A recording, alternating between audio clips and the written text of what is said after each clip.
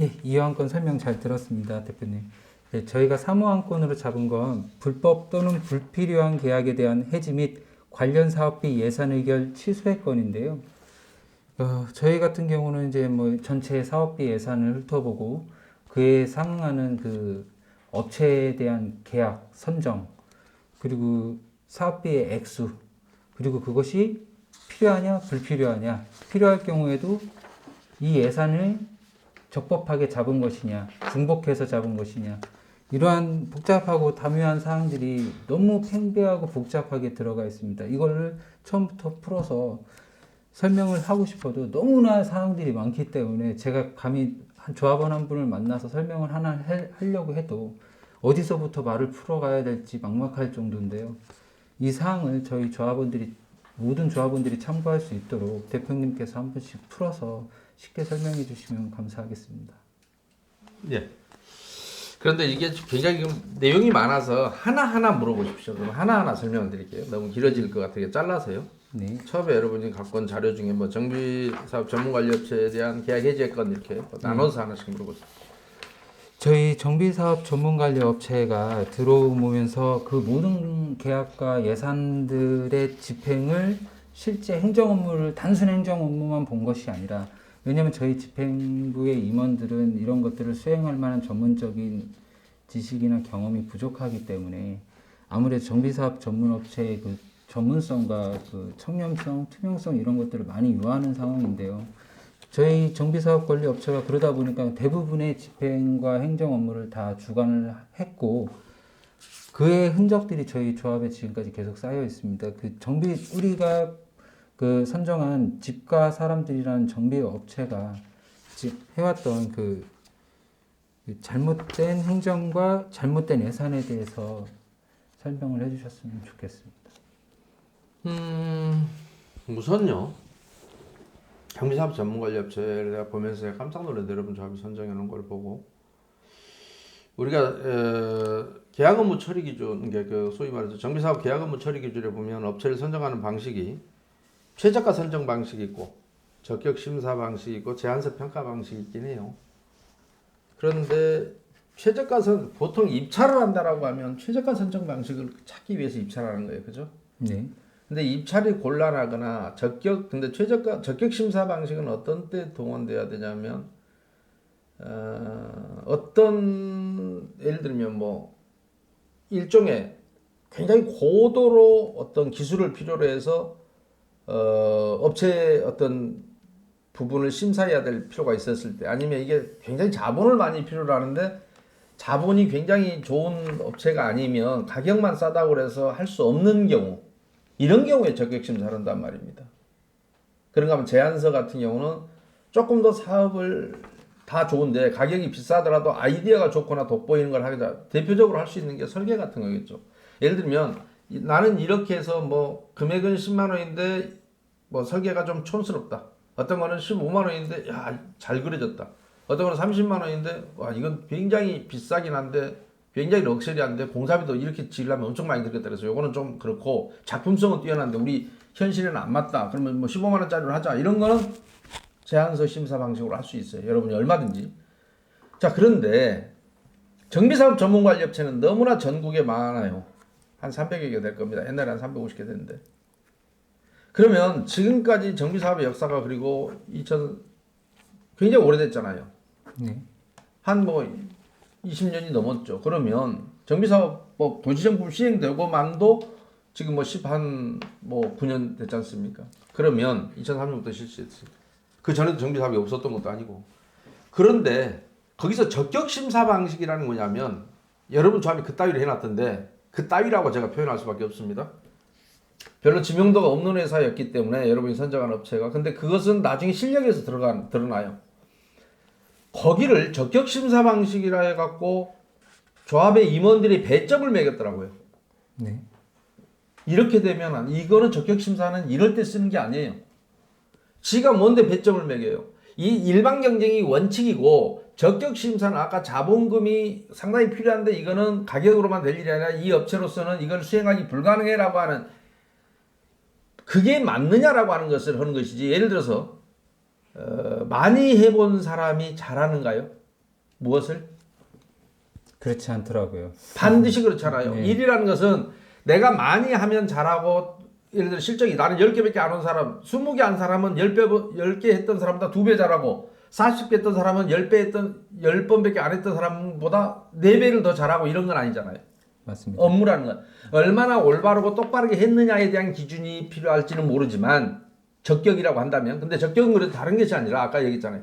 신인도라든가 자본이 필요한데 적이라든지 아니면 최소한 요건이 있는데 우리 조합 정도로 하려면 직원이 뭐 이 정도 그레이드 되는 직원이 있었으면 좋겠는데 왜냐하면 우리 조합만의 뭐 어떤 특징이 있다든지 해서 그런데 그 기술력을 가진 업체였으면 좋겠다라고 하면 가격 말고 또 하나 요소를 볼 수도 있다 이렇게 돼야 되는데 정비업체를 뽑는다면서 점수표를 매겨놨는데 정말 웃긴 거는 여러분보다 훨씬 지명도 많고 실적이 훨씬 큰 회사가 여러분이 선정한 회사보다 훨씬 점수를 적게 맞았어요. 누가 봐도 반드시 많다고 잘한 건 아니겠지만 점수를 매기려면 그렇게 매겼어야 한다는 거죠. 그나마 객관적이려면. 반드시 똑같이 비례하지는 않지만. 근데 이것은 누가 봐도 짜고 쳤다. 왜냐하면 그리고 제가 확신하는 이유 중에 또 하나가 있어요. 실제로 거기에서 제가 아는 업체가 있어서 전화해봤어요. 여기 입찰하냐 모르고 있어요 본인은. 입찰 서류를 넣었는데 넣었음에도 그 사장은 몰라요. 입찰을 거기 안 했는데 우리 아니요 당신은 회사가 들어가 있더라. 아 그럼 직원들이 뭐 했나 보네요. 부탁받고 했겠지요. 라고 답변하는 걸 제가 직접 들었어요. 그래서 내가 허허. 그러면 왜냐면 그 회사가 훨씬 더 규모가 크고 유명한 회사가 있어요. 여러분 중에는 물론 잘한다는 표현은 제가 쓰지 않았습니다. 유명한 근데 잘하고 못하고 따라 점수표를 이 업체보다 덜 맞을까라고는 상상을 해본 적이 없어요. 누구라도 객관적으로. 점수표가 덜 나올 거라고 상상을 안 해봤어요. 근데 점수표를 도대체 누가 매긴 거냐. 그러면 여러분들은 이미 이런 업체를 뽑을 때부터 이런 짓을 했구나라는 게 많이 실망스러웠어요. 여러분 조합 자체를 보면서. 그래서 실제로 이 근데 업체가 그것은 그 뒤로 이제 그 회사에서 하는 일을 보면 나와요. 정관 하나만 보더라도 아까도 얘기했지만 정관 변경 아까 제가 많은 부분은 정관을 변경을 했잖아요. 네. 요 내용이 뭐냐면 여러분 정비업체가 만들어 놓은 정관 규정이라 이 말이에요. 그렇죠? 네. 그런 부분들을 내가 하나하나 지적했는데 이거 다 설명하기도 아까 정관에서 대부분 설명을 했어요. 그래서 나 설명하기 싫은데 역시나 그렇지. 아니 이렇게 전문성이 있다고 여러분이 점수표를 매긴 이 회사에서 예. 그러니까 아까 제가 정관 변경할 때도 설명을 했다고요. 그래서 일일이 다시 설명하기는 싫고 중복되니까 네네. 전문성이 뛰어나다고 하고 선정한 이 회사가 갖고 있는 지금 이 유지되고 있는 이 정관이 이렇게 엉터리더라라는 얘기를 제가 지금 하고 싶은 거예요. 그래서 결국은 전문성이 없다. 첫 번째는. 그다음에 두 번째는 이 업체가 주도해서 어떤 용역계약들을 편성했잖아요. 네. 근데 그 부분에 대해서도 요게 너무 많아서 요거야말로 하나하나 띄어서 여러분이 질문해 주시기 바랍니다. 왜냐하면 중간에 끊어야 될 때가 있을 수 있어서 제가 한꺼번에 설명하면 너무 길어질 것 같아요. 그래서 정비업체가 이제 결국에는 이 정비사업비 편성을 정비업체가 주도해서 했지 않겠어요? 그래서 그 하나하나 물어보시면 제가 그게 왜 잘못인지를 설명드릴게요. 이 정비업체는 이제 정비 사업비 비용에 관한 편성뿐만이 아니고 그 모든 자잘한 그 협력업체 입찰 과정이나 그 기준까지도 그 행정적 지원하고 모든 주관을 담당을 했던 걸로 저희가 파악을 하고 있습니다. 예. 지금 통신시설, 전기시설, 급수시설 관련 지작물 철거 관련한 사항이 여기 예산이 관련해서 나오는데요. 지금 지작물 철거 관련해서 50억을 편성을 해놨어요. 네. 예, 이 50억이라는 편성과 업체를 선정을 하겠다는 건데, 그리고 또 이거를 또 풀어서 말만 바꿔서 또 뭐 상수도, 도시가스, 전기통신 뭐 이런 걸로 또 풀어갖고 50억정을 또 책정을 해놨다는 겁니다. 제가 지금 이제 오늘 상담하고 설명 들어본 제가 보기에는 이 두 50억이 같은 성격의 돈으로 파악을 하고 있는데 그렇다면 이것이 중복으로 넣은 예산이 아닌지 작지도 않은 50억을 중복으로 편성을 할 수 있는 건지 어디요? 이 50억을 지작물 철거비에다가 50원 했고 네. 예, 예. 그다음에 상수도 도시가스 전기통신시설 부담금으로 각 별도로 각 항목별로 합의 150억을 또 책정을 예, 했어요. 예. 똑같은 금액입니다. 그러니까 무슨 얘기냐면 아까 제가 얘기했잖아요. 정관 설명할 때 잠깐 설명하기를 자, 통신시설은 전기통신사업법에 의해서 통신공사에다가 원인자 부담금을 납부하게 됐어요. 뭐 철거를 한단 말이죠. 그러면 철거 비용도 줘야 되고 그 다음에 거기에 그 잔존 가치, 소위 아직 배선을 몇 년 더 써야 되는데 우리가 철거해야 되면 그걸 물어줘야 돼요. 그쪽 자산이니까. 그래서 그런 것들을 원인자 부담금을 납부하고 하기 때문에 조합이 선정한 업체가 할 수 있는 일은 거의 없어요. 그리고 여러분은 대정관내니까 이런 내용에 대해 지작물 철거에 대해서 2015년도에 대전지검 천안지청에서 신부동 주공아파트에 대해서 수사를 한 적이 있어요. 조합이 하지도 않는 수도 철거와 전기 철거를 그때는 통신시설은 밝혀내질 못했나 봐요. 검사가 잘 몰라서. 네. 수도나 전기 시설을 조합이 하지도 않으면서 용역비만 빼갖고 업체하고 반반 나눠 먹었다라고 해서 기소된 게 있어요. 네. 제가 카페도 어디엔가 올려 있을 텐데 거기 가는 보도 자료도 제가 올려놨고 그래서 대법원까지 가서 중형을 선고받았죠. 그런데 그럼에도 불구하고 그게 지금까지 여러분 조합에서 또 망령처럼 등장한 게 여러분 조합은 재밌는 게 지작물 철거비라 해서 50억을 잡아놓고 또다시 원인자 부담금에도 또 50억 잡아놨어요. 한 놈은 삶은 계란이고 한 놈은 찐 계란이에요. 그게 틀린 거예요? 그럼 제가 파악하고 있는 50억이 중복에서 두 번 예산이 들어갔다는 그렇죠. 그런데 그래서 아까 제가 정관에서 지작물 시설은 원인자 부담금만 내고 말아라 했잖아요. 근데 원인자 부담금이 50억씩 이렇게 안 나와요.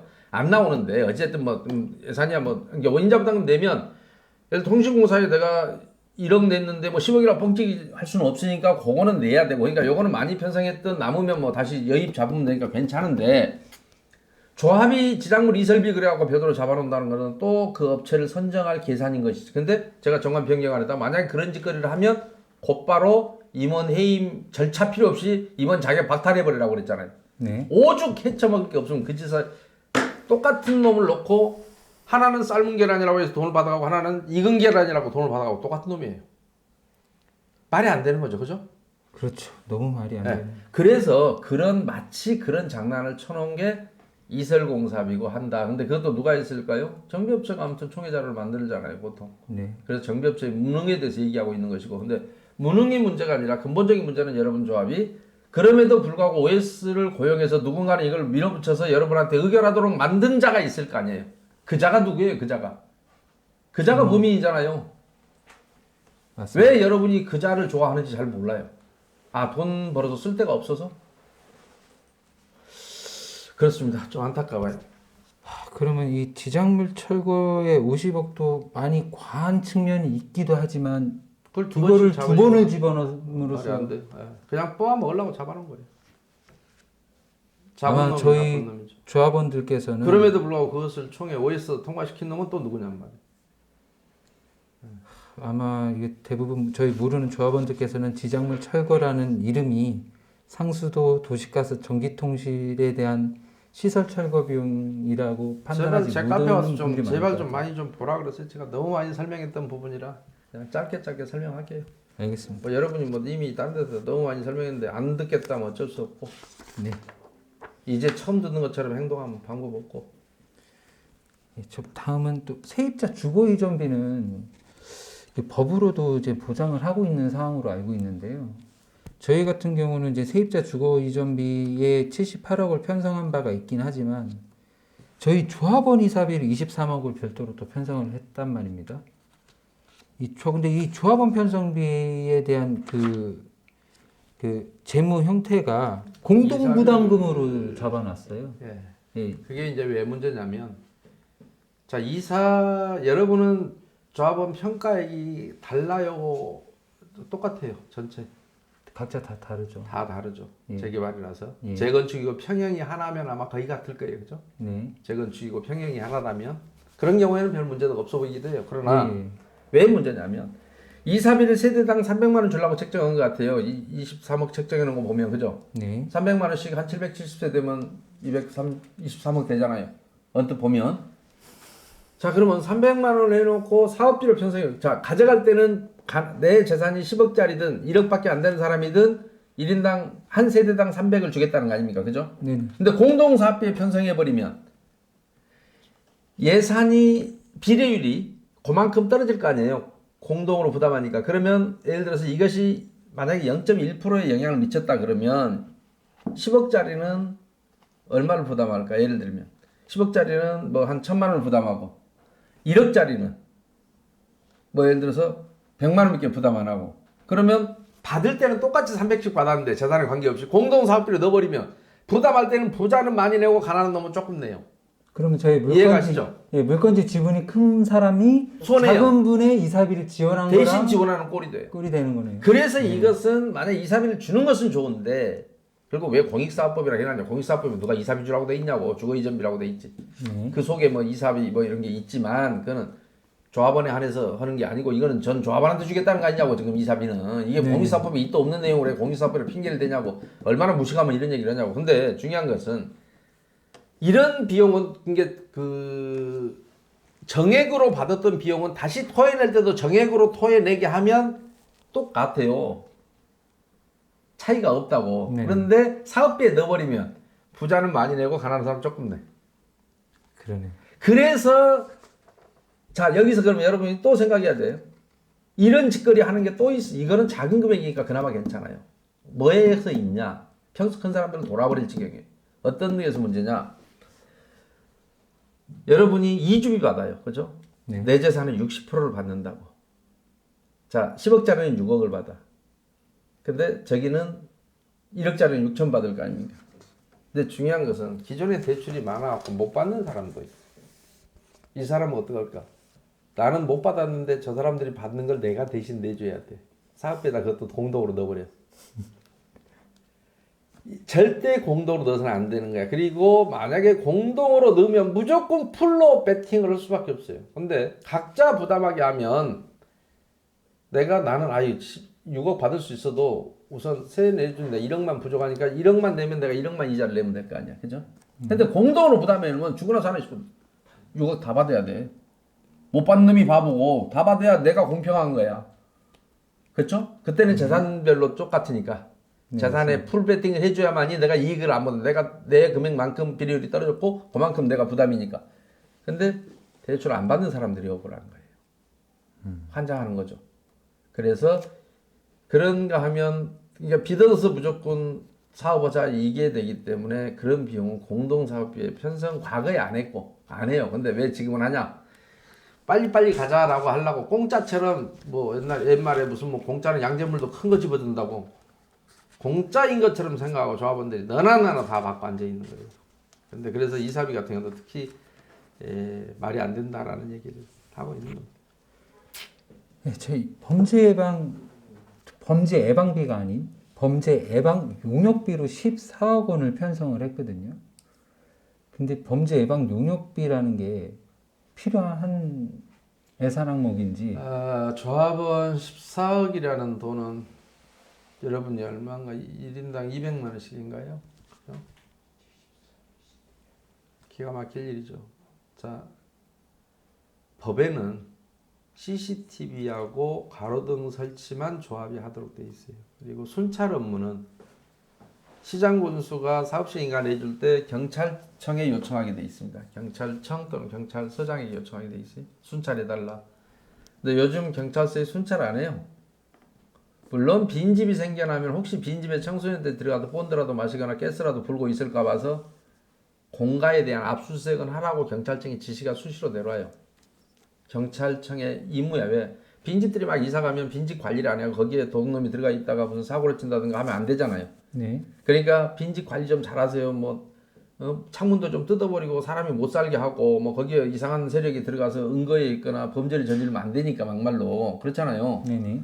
그래서 그런 계도 활동을 경찰이 충분히 한다고. 경찰이 원래. 그런데 여러분이 해야 될 건 CCTV 설치예요. 근데 정보통신공사업이 뭐 면허가 있어야 돼. 그거 하려면. 근데 요새 휴전선이나 해안선을 CCTV가 지켜요. 군인이 눈 뜨고 지키든가 옛날처럼.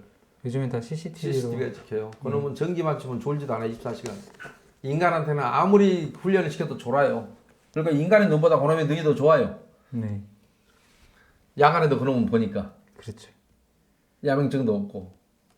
그래서 이것은 불필요한 사업비라서 여러분들이 CCTV 설치하는 데는 14억이 아니라 1,400만 원이나 들어갈까? 범죄 예방에 따른 그래서 여러분들은 이거를 기존에 그런 식으로 하려고 이렇게 과다하게 책정해 놓기 때문에 반드시 줄여야 한다라는 말씀을 드리는 거고요. 네, 시설비 그러니까 위주로. 재편성하라 이 말이에요. 요거는 지금 유형을 검토하는 거는 뭐냐면 이거 재편성해 달라고 요구하는 거잖아요. 조합에다가 그죠? 네네. 예, 그렇게 하시라는 얘기고 그런 겁니다. 요것도 범죄 예방에 대해서 저기 많이 나와 있으니까요. 수원에 여러분과 저기 한 수원의 그 영통 2구역 같은 경우도 그걸 고소해서 그래서 정보통신공사법 위반으로 처벌을 받았어요. 지금 용역비의 개념보다는 의무는 정작 해야 되는 의무는 시설비다. 네, CCTV나 그리고 가로등 시설비. 제가 그 도움을 드려서 이제 그 조합장이 되셨던 양산 복지 아파트 같은 경우도 범죄 예방 안 할 겁니다. CCTV만 설치하고 말 거예요. 그래서 그런 모범적으로 하는 조합이 생겨날 거니까 제발 두고 보세요. 제가 거기도 이제 지금 관리처분 총회를 했기 때문에 관리처분 인가하면 당장 2주를 할 거거든요. 네. 그때 제가 그 조합장 모시고 제가 유튜브 한번 찍고 제가 소개를 또 할 겁니다. 네. 제가 알기로도 순찰 업무 때문에 용역을 쓴다고 하는데 제가 알기로는 순찰은 경비업체가 할 수가 없고 대한민국 경찰의 의무사항으로 당연히. 알고. 그리고 요즘은 순찰 안 해요. CCTV로 보지 누가 순찰. 네. 그리고 이 업체 CCTV 설치나 이런 것들이 있으려면은 아까 말씀하신 정비통신 면허증이 있어야 되는 건데 이 업체 면허도 없는 여러분은 실제로 업체를 선정했죠?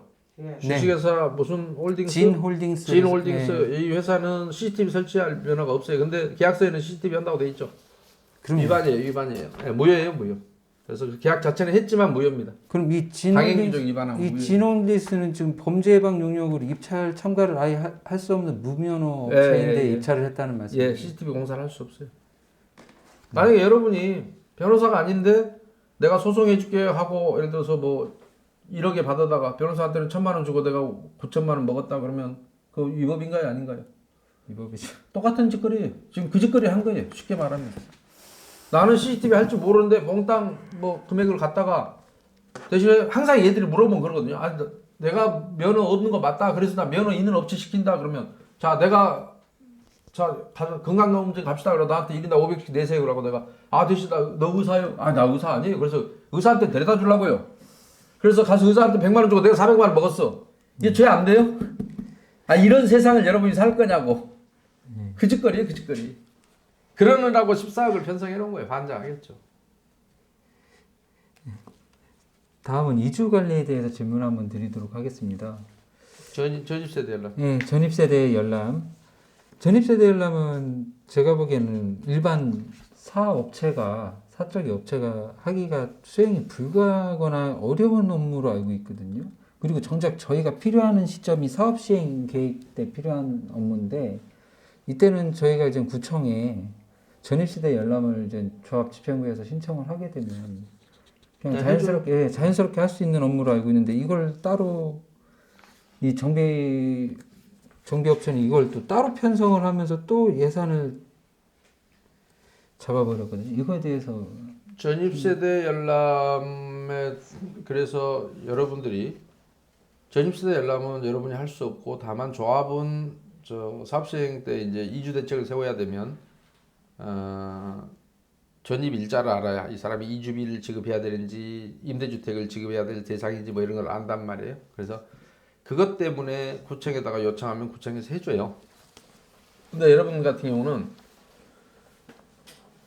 이 예산이 그냥 공짜로 하는 것인데 왜 29억이나 이걸 잡아놨는지 모르겠어요. 그래서 그 재편성하라는 얘기고요. 전입세대 열람은 여러분 조합이 공짜로 하는 거니까. 왜냐하면 이 짓거리를 왜 이 얘기를 써놨냐면 다른 데서는 전입세대 열람하고 일반 법인 시켜갖고 한단 말이에요.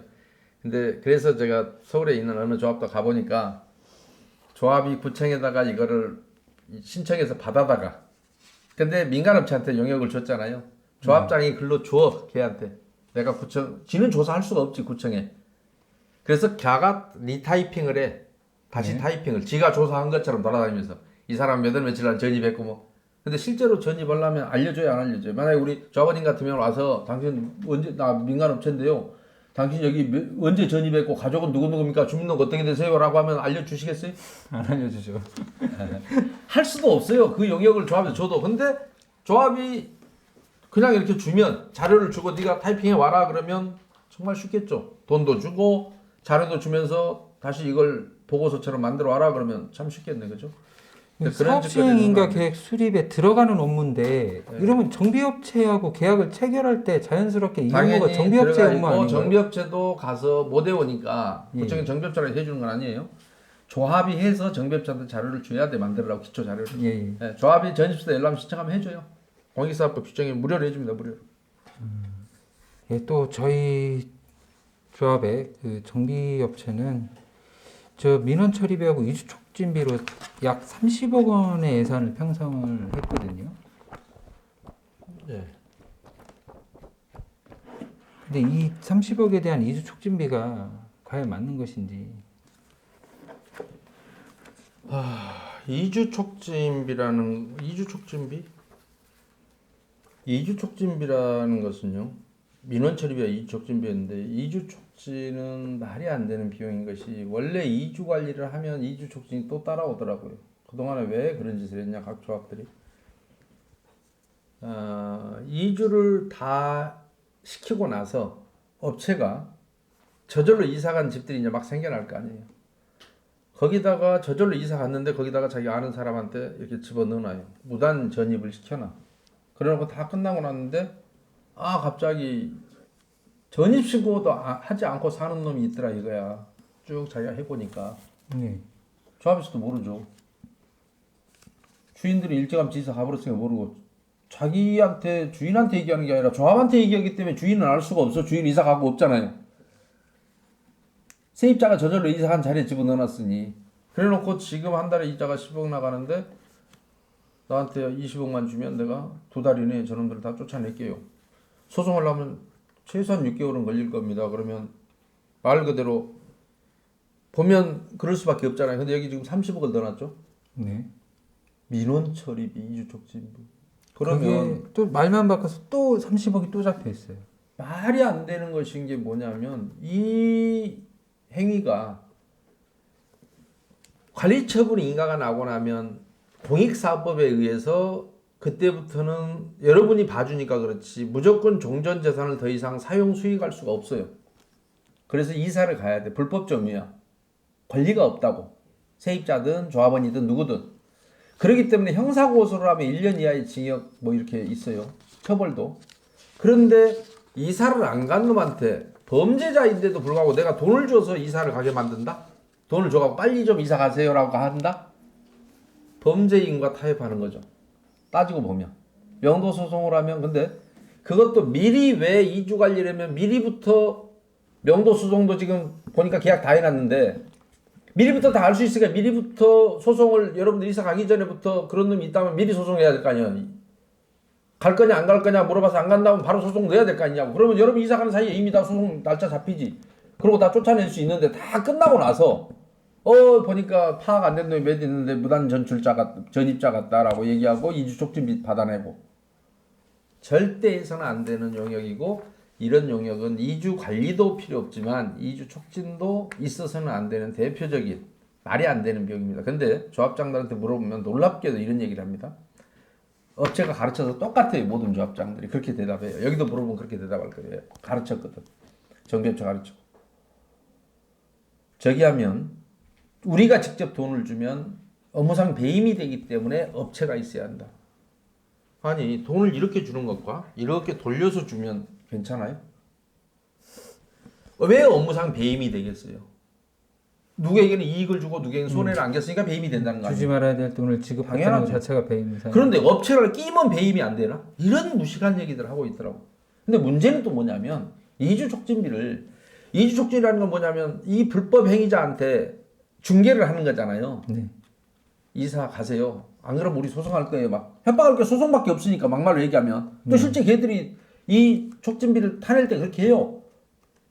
소송하려면 시간 너무 많이 걸고 비용도 더 많이 들어간다는 게 우리한테 쫓아낼게. 그러면 그것을 소송을 제기하지 아니하고 중간에 조정이나 합의에 이르게 하는 것을 조정은 법원에서도 조정을 하기도 하지만 밖에서도 조정을 할 수 있는 거잖아요. 법적 외 조정도 가능하잖아요. 누군가 조정해서 네. 한 사람은 1억 주라 아니 1,000만 원 그러면 1,500에 쇼당 이거 조정이잖아.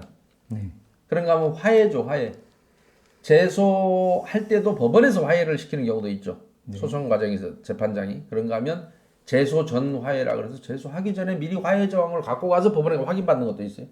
그런가 하면 두 당사자 사이 원만하게 협의를 성립시키고 하는 것도 화해예요. 그렇죠. 네. 재판상 화해냐 재판 외 화해냐만 차이가 있는 것이지 그런 짓을 돈을 받고 하는 놈은 변호사만 할 수 있어요. 대한민국에서. 변호사법 위반이에요. 이주 촉진 계약을 해갖고 그 용도로 그놈들 쫓아내는데 내가 수고로움을 결국 쫓아낸다는 얘기는 설득해서 합의에 이르러서 소송 안 하고 나가게 만들겠다는 거거든. 말이 좋아 촉진이지. 네. 변호사법 위반하겠습니다라는 얘기를 하고 있는 거예요. 근데 조합장은 더더욱 웃긴 게 우리가 직접 주면 배임에 걸립니다. 이따위 소리를 해요. 그러면 남을 통해 주면 안 걸리나? 법을 어디서 알아도 쪼가리 알고 있는 거죠. 그러니까 그들 스스로가 그래서 여기도 무슨 이주 촉진비를 30억이나 잡아놨는데 반드시 잡지 말아야 되고 하지 말아야 됩니다. 제가 하는 올바른 조합들은 이거 하지 않습니다. 앞으로 제가 이거 보여드릴 거예요. 양산 복지 아파트 그런데 안 합니다. 하지 말아야 되는 그 이주 촉진비를 저희가 예산표를 보여드렸듯이 이중으로 편성이 또 돼 있거든요. 네, 기타 외주에도 기타 사업에도 이 말이 들어가 있죠. 네. 네, 어디가 있어요? 기타 민원 처리와 이주 촉진비가 30억이 되어 있는데 또 이주 촉진비로 30억이 또 잡혀 있어요. 이중으로. 그렇죠. 그래서 여러분 총회책자 187페이지 그러니까 이때 보시면 대동 489역 그 임시총회 시공사 선정 때 2020년 7월 18일 거 보시면 187쪽에 위에서 이주 촉진하고 세입자조사 이주 촉진 및 이주 관리가 31억 잡혀 있고 그다음에 좀 밑으로 내려오시면 다시 또 민원 처리비하고 이주 촉진비를 30억 잡아놨단 말입니다. 그러니까 이것도 이중으로 잡았지만 필요 없는 거다. 그러니까 이 아무튼 엉터리로 그러니까 여러분이 전문성이 있다고 15점인가 준 그 정비업체가 만든 이게 총회 책자인 거예요. 그러니까 전문성이 있네. 하나를 두 개, 세 개 막 잡으니까 이런 걸 전문성이라고 얘기하는 거죠. 점수표 매기는 사람들이 여러분 임원들이잖아. 그렇죠. 그들에게는 이런 게 전문성으로 보였나 보죠. 뭐 돈을 30억을 두 번 필요도 없는 돈을 두 번이나 책정해서 넣는 정비업체입니다. 네, 국고용지 무상양도에 대해서 질문을 한번 드리겠는데요. 이 국고용지 무상양도 같은 경우는 이제 업무상 형태가 이것도 정비업체가 간단하게 처리할 수 있는 업체로 알고 정비업체가 있는데 처리한 게 아니고요. 국공일 무상양도는 정확하게 말씀드리면 국공유지 무상양도 협의회 주체는 여러분 도시정법 98조 1항에 의해서 시장 군수와 예. 재산관리청이에요. 네네네. 그러니까 국공유지 소유청이에요, 소유청. 예. 대신 국공유지 소유청을 대신하는 놈이 한국자산관리공사예요. 네. 국가의 자산을 대신 관리해주는 공사가 있다고 그 정부 공기업이에요. 그러면 그 협의회 주체는 뭐냐면 구청 직원이 재산관리청과 해야 돼. 재산관리청을 대신해서 나온 놈이 누구냐? 한국자산관리공사라 그랬죠. 캠코? 네. 네. 그래서 구청 직원과 한국자산관리공사를 근데 업무 협의를 대행한다 그러면 구청 놈을 대행할까 아니면 자산관리를 대행할까? 아니 당사자가 두 사람이니까 협의를 하는 당사자가 두 사람이면 구청 직원을 이 업체가 대행하겠어요? 여러분이 뽑은 업체가 구청이 무엇이 답답해서 일할 줄 몰라서 공무원이 민간업체한테 나 대신 좀 해줘 하던가요? 그런 걸 살다가 보신 일이 있나요? 자 그런데 아까 정비업체는 그 협의의 기초가 되는 자료를 사업시행 계획서에 만들어서 작성하는 업무는 정비업체가 하는 거고 네. 협의 업무는 공무원과 자산관리공사 직원이 한다고. 그래서 제 카페에는 민원인 여러분도 마찬가지 한국자산관리공사가 해서 만약에 이걸 계약을 하면 아니면 계약을 아직 업체 선정 안 했으니까 이렇게 예산을 편성해 놨는데 혹시 조합이 선정한 업체와 협의하시나요? 물어보면 그런 업체는 협의할 법률상 자격도 없거니와 자산관리공사에는 지금까지 단 한 번도 그런 업체와 협의한 적이 없습니다. 이렇게 답변이 와요. 근데 전문성 있는 여러분의 정비업체는 그것을 뽑아놓은 거야. 조합이 선정한 업체가 한다고 얼마씩? 10억씩. 10억씩이요. 뭐 금액이 적으니까 주든. 근데 이거는 상식적으로 봐도 국공유지에 대한 협상을 외부 업체, 일반 민간 업체가 한다는 것은 불가능합니다. 말이 안 그리고 되는. 제 카페는 그 자산관리공사로부터 질문지를 여러 개 있는데 아예 그냥 귀찮아서 그런지 똑같이 답변해요. 한자도 안 틀리고. 민간 업체가 할 법률적인 자격도 없고 우리는 그렇게 한 적도 없다라고 합니다. 이 정비업체는 거기에 10억 원을 편성을 했습니다. 네. 그러니까 그런 거 다 다시 편성하셔야 돼요. 누가 그러니까 이 짓을 했는가를 잘 보셔야 돼요. 여러분 돈을 왜 50억, 10억, 30억 지금 뭐 어마어마하잖아요. 그죠? 지금 이걸 이게 왜 가져가려고 하는지를 단순히 잘 계산을 해봐도 지금 이 3번 안건에서 지금까지 거론한 금액 수준만 해도 지금 100억 단위가 넘어갈 것 같은데 예. 뭐 100, 하여튼 뭐 계산조차 하기 힘들 정도로 언급하기 힘들 뭐 비싸거나 이런 건 제가 지적한 게 아니에요. 예를 들어서 소방통신, 철거, 성명, 기반공사, 감리 막 30억 잡아놨는데 이렇게 안 들어요. 그런 거 비싼 거는 아휴 비싼 거 지적해봐야 뭐 하겠어요. 그냥 놔뒀는데 아까 가짜나 이런 것은 저기 비싼 거는 여러분이 앞으로 계약을 잘해서 뭐 싸게 하면 될 거고 그런 짓은 하지 말아야 되고 뭐 이 중에도 지적할 게 사실 여러 가지가 있습니다만은 제가 몇 가지만 지적한 거예요. 솔직히 말하면 여기는 기타도 많아요. 기타가 여러 군데 있어요. 뭐가 기타가 그렇게 필요한지 잘 모르겠는데 근데 기타 외주 영역 그 다음에 또 쭉 내려가다가 기타 사업비 뭐 기타 외주 영역 뭐 기타 사업비는 또 뭐야 기타도 많이 해놓고 예비비도 뭐 100억씩이나 해놓고 그럼에도 불구하고 예비비 100억이다. 조합원 770명에 100억이면 어마어마하게 많이 잡아놓은 거예요. 이렇게 막 가짜로 이중으로 막 잡아놓고 또다시 예비비를 100억 잡아놓고 뭐 심각해요. 저도 이 대략적인 합산액을 따져보면 저도 지금 정신이 없을 정도긴 한데요. 그렇다면 저희 조합 임원들에 대해서 이 잘못된 부분을 외부 감사나 객관성 있는 기관에 잘못된 부분이 있는지를 조사를 하고 그러한 부분이 있을 시에는 듣고 말 것도 없어 얘기를. 자 객관성 있는 기관을 알면 나한테 추천해 주세요. 이거 할 수 있는 기관이 혹시 본인이 알면 추천해 주세요. 제가 이런 설명 안 해도 되거든 그러면. 네네. 거기다 맡기면 되잖아요. 있어요? 제가 아는 곳은 없습니다. 왜 객관성 있는 기관 얘기를 왜 해요 근데?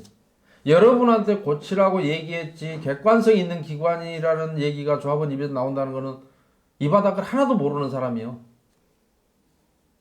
그런 데가 있었더라면 여러분한테 내가 이 설명을 할 필요가 없다고요. 그런 데 가야지 왜 이 면허도 없는 놈한테 왔어요. 나는 객관성이 없어요. 여러분들은 그렇게 도움받을 곳이 대한민국에 한 곳도 없어요. 여러분한테 가르쳐주면 여러분이 고칠 것이냐 말 것이냐만 여러분한테는 정해진 거예요. 그렇다면 저희가 이 부분에 대해서는 조합 임원들을 상대로 손해배상 청구가 가능합니까? 그 얘기보다 여러분은 지금 그 실제로 제가 지금 예산만 아까 설명을 했는데요. 실제로는 명도소송 이주관리를 진흥홀딩스하고 법무법이 현 해놨던데요. 소송을 하는 짓거리는 변호사가 하는 유일하게 할 수 있는 일이에요. 근데 진홀딩스라는 회사는 이런 거를 할 수 있는 회사가 아니잖아요. 그죠? 범죄 예방 때문에 넣는 것 같은데 아까 범죄 예방 잘못된 거라고 얘기했죠. 그 다음에 이주관리 영역도 아마 진홀딩스로 하려고 해놓은 모양인데 그것도 이주관리 여러분 필요 없습니다. 명도소송이 있는데 왜 이주관리 대부분은 다 스스로 이사가요. 나중에 보시면 알지만 여러분들이 명도소송도 일괄 명도를 해버리면 어떤 문제가 생기냐면 내가 스스로 이사를 할 생각인데 잠재적 공익사법 위반자로 만들어 놓고 시작하는 거예요. 너는 이사를 안 갈 사람이야. 전 조합원을 향해서. 전 세입자를 향해서. 그래서 명도소송을 지금 체결하는 거예요. 자, 이주 기간이 다 끝나고 나서 몇 사람이 안 가고 왜 안 갔느냐에 따라서 이 사람만 소송을 해야 되잖아요. 그죠? 아니면 이사 가기 전에 여론조사 해야 될 거 아니야. 스스로 갈래 안 갈래 안 가면 나 소송할 거야 라고 하면 대부분 간다 그러죠. 그 소송비 물어내야 되는데 질 거기 때문에 더 이상 종전재산 사용 수익할 수 없어서 질 거기 때문에 버티다가는 소송비까지 물어내야 되잖아요. 그런데 여러분이 잠재적으로 다 거부할 거라는 전제하에 미리 계약을 다 해버렸다고. 그래서 본인들이 나중에 가보면 기가 막히게 뭐냐면 나한테 소송을 넣었다는데 나는 그 소송 소리를 받은 적이 없어요. 왜요? 돈을 뽑아내기 위해서 소송을 넣었다가 바로 취약. 갈 사람이거든. 왜냐하면 오히려 그 소장을 받으면 기분 나빠도 안 간다고 성질 내거든요. 이게 뭐야? 나 지금 가려고 이사 다 잡아놨는데 이주비 신청 다 해놨는데 내가 지금 이주비 신청한 거 보면 갈 사람인지 안 갈 사람인지 안다고 그냥. 아니 여러분 상식적으로 생각해 보세요. 이주비 대출 신청했다는 얘기 이 사람이 이사 가겠다는 거예요? 안 가겠다는 거예요? 근데 왜 밀괄 명도를 하냐고. 누구 존재를 시키려고. 범법인 현? 뭐 때문에 매개 살려야 되는데 여러분 조합이. 진홀딩스? 미쳤어요 미쳤어. 범죄방 영역 14억 4,200, 이주관리 영역 18억 7,500. 이미 이걸 해놨다는 거 아니에요. 반드시 이거 할 필요 없다고 얘기했죠. 일괄명도 세대당 90만 원 할 필요 없습니다. 왜냐하면 나중에 지금 이렇게 놔두면 일괄명도를 가능성이 있기 때문에 나중에 안 간 사람만 해야 한다고요. 이거는 지금 아까는 위험성만 얘기했고 이거는 실제로 지금 계약이 돼버린 데를 제가 얘기한 거예요. 이거 안 고치시겠어요? 아까 제가 분명히 잘못돼 있다고 얘기했죠. 그러면 지금이라도 고쳐야 되겠잖아요. 그죠? 범죄방 잘못됐다고 앞에 사업비 예산 얘기했어요. 근데 실제로 계약이 이루어졌다고. 이주관리 잘못됐어요. 이거 필요 없어요. 충분히 할 수 있어요. 여러분 조합에서. 왜요? 법무사 사무실에서 집행하려고 하면 법무사 직원 보내라 하고 그 동안에 이사 가려면 안 가려면 안내하라면 돼요. 왜? 여러분이 근저당 설정 등기 다 줄 거거든. 뭔 놈에 이게 외부 용역이 또 필요하냐고. 거기서 봐서 그래서 안 가는 사람만 명단을 미리 뽑아서 변호사한테 그것만 던져주고 소송하라고 하면 되잖아요. 이렇게 수십억 들어갈 일은 아니잖아요. 저도 이거에 대해서 90만 원씩 전 세대 700명이면 얼마예요? 7억 가까이 되죠. 부가세 포함. 예. 그러니 여기다가 10몇 억씩 18억씩 막 이렇게 해놓죠. 제발 고치셔야 됩니다. 여러분 돈이 뭐 어디 흔해 빠져서 뭐 저기 하면 모르겠습니다만 제발 좀 하지 마십시오. 범죄 예방 뭐 이런 거 다 지금 내가 설명했었어요. 정보통신공사업도 실제로 여기 됐던 것들 이주관리 되고 했던 내용들을 제가 자세히 설명해 놨으니까 한번 보시고요. 그래서 여러분들이 좀 잘 안타깝습니다.